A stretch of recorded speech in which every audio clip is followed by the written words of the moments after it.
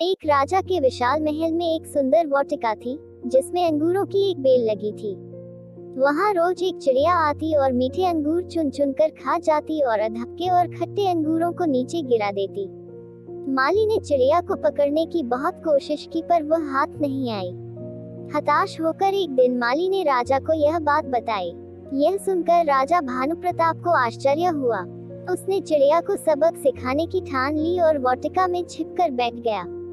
जब चिड़िया अंगूर खाने आई तो राजा ने तेजी दिखाते हुए उसे पकड़ लिया। फिर जब राजा चिड़िया को मारने लगा तो चिड़िया ने विनती करते हुए कहा, हे राजन, मुझे मत मारो, मैं आपको ज्ञान की 4 महत्वपूर्ण बातें बताऊंगी।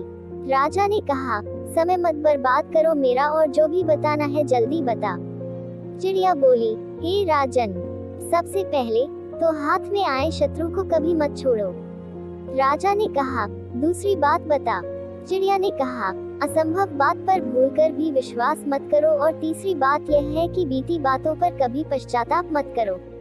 राजा ने कहा, अब चौथी बात भी जल्दी बता दो। इस पर चिड़िया बोली, चौथी बात बड़ी गूढ़ और रहस्यमय है, मुझे जरा ढीला छोड़ दे क्योंकि मेरा दम घुट रहा है, कुछ सांस लेकर ही बता सकूंगी।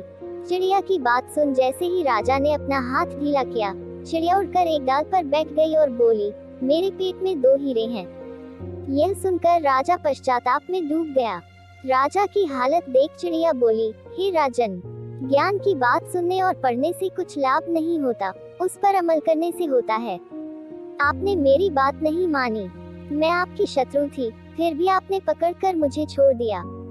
मैंने यह असंभव बात कही कि मेरे पेट में 2 हीरे हैं, फिर भी आपने उस पर भरोसा कर लिया। आपके हाथ में वे काल्पनिक हीरे नहीं आए तो आप पछताने लगे।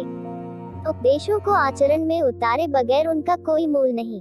कहानी कहती है कि ज्ञान तभी सार्थक है और फलदायी है जब तक कि उस पर आचरण किया जाए। यही अधिकतर मनुष्य नहीं कर पाते।